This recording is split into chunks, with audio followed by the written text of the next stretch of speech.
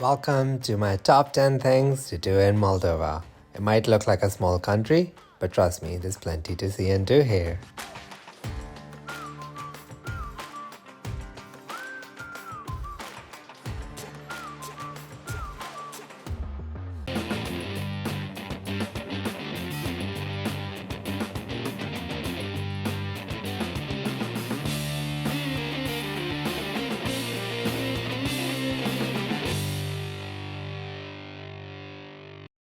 If you haven't, I would highly recommend you check out my Moldova video so that you have all the practical information about what to expect when you land in this gorgeous country.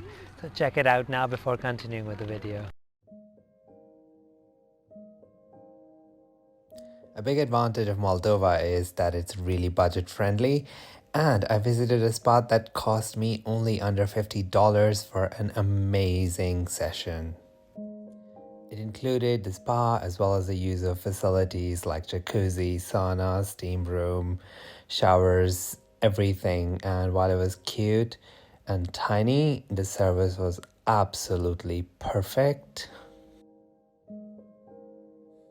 But this is just one place. There are quite a few others, and if you go, you can even go to the spa located in a chateau. So what are you waiting for?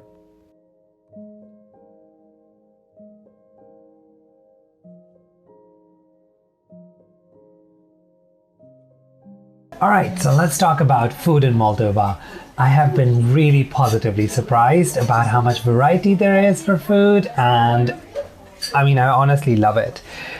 My favorite so far has been the plecenta, which is this bread stuffed with different things, cabbage, potatoes, cheese, etc.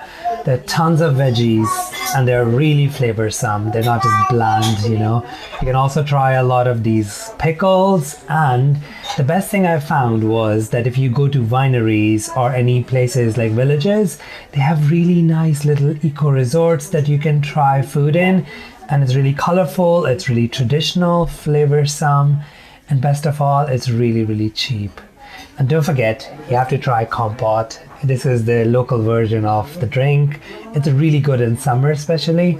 So if you come here, you cannot go without trying some kompot. It's made with a lot of different fruits. There's good desserts as well. So overall, food in Moldova, a massive thumbs up.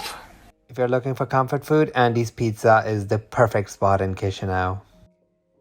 Peli is one of the greatest spots for lunch in Chisinau, and I would definitely recommend trying the duck legs.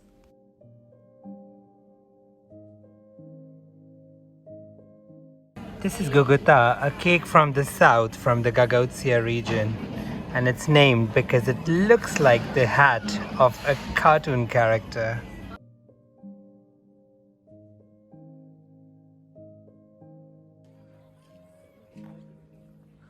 A big part of Moldova's culture and life happens in its villages, and most of them are really nice and quaint. I managed to visit one, which is Butuceni, which is right next to Orhei, and admittedly it's a little more touristy, but it still has that nice village vibe, and you can experience great food, you can experience the life in the villages, and I definitely recommend visiting at least one village when you are in Moldova. Did you know that Moldova does not have an old historic center? That's because during the Soviet era, it was all gotten rid of, and you have a lot of buildings that are part of the Soviet brutalist architecture right in the center of Chisinau. I really like the building of the National Opera Theatre, but you will find most of the buildings on 31st August 1989 Street to be part of the Soviet brutalist architecture. This also includes the parliament, the museums, and so many other buildings. To understand the context, I would recommend doing the free walking tour with Irene. She was absolutely amazing and explained everything really well to us. Transnistria or Transnistria is a country that officially doesn't exist, but for all practical intents and purposes, it does exist. And this is a great opportunity to visit it. Transnistria has its own borders, its own customs, its own currency, its own banking system, And I would recommend checking out my Transnistria video for complete details, because this is not like any other visit and you will need to be well prepared for it. But this is one of the must-dos. I would recommend visiting for a couple of days so you can enjoy the free walking tour around Tiraspol, as well as seeing the bottle museum, seeing the quint factory, or if you're into caviar, there's another tour for that as well.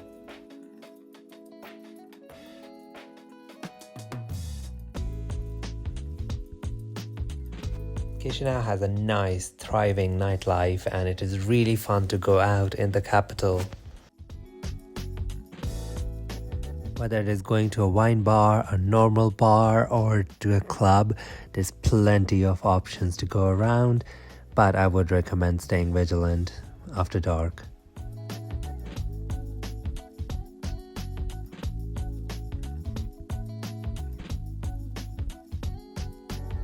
If you're like me, just walk around and you will see the architecture in a different light, literally.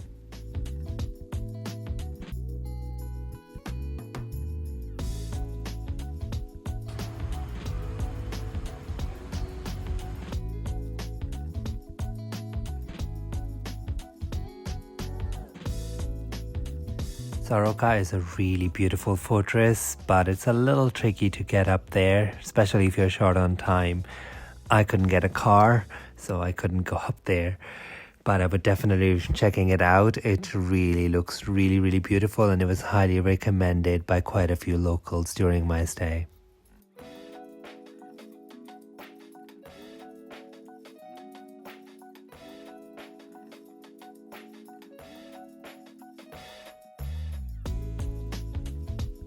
No visit to Moldova is complete without a visit to at least one of the wineries.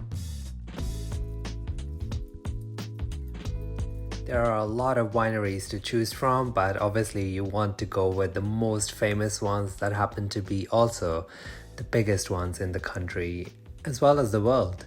This includes Milestimici, but I visited Cricova because it's more famous. It's a fun fact, but you can run a marathon in its cellars.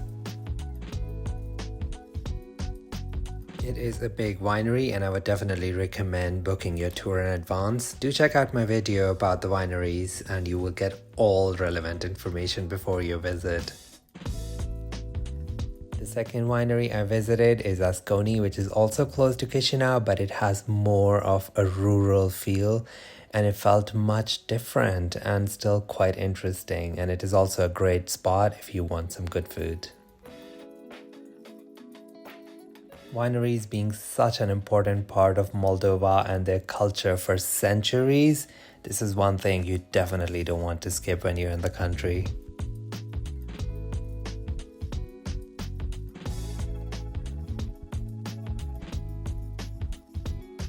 Moldova practices the Orthodox version of Christianity, and while the churches may not be as grand as some of the other countries, they're definitely worth a visit, and some of them are really beautiful.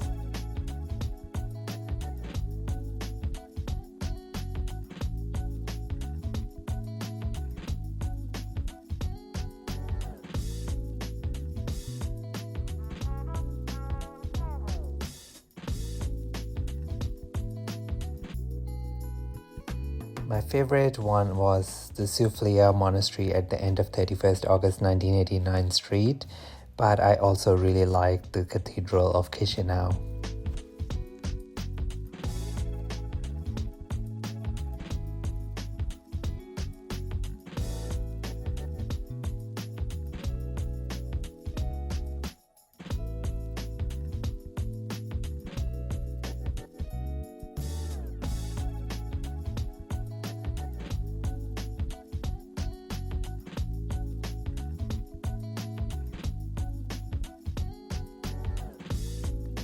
Cave monasteries are an interesting phenomenon in Moldova, and there's not one but a few around, including Orhei and Tipova. I visited the most famous one, the rock monastery of Orhei, and it is a different world altogether.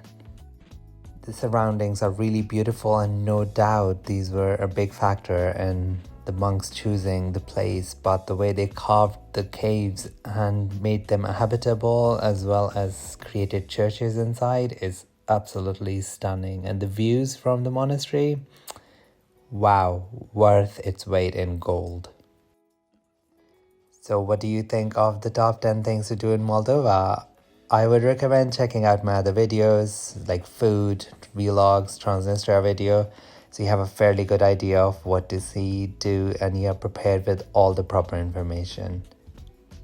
Guys, this is BrownBoyTravels. Let me know what you think of the video in the comment section. If I've missed something, please let me know. Also, give me some suggestions about your country. I will see you in the next video. Until then, you have an amazing day ahead. Mwah.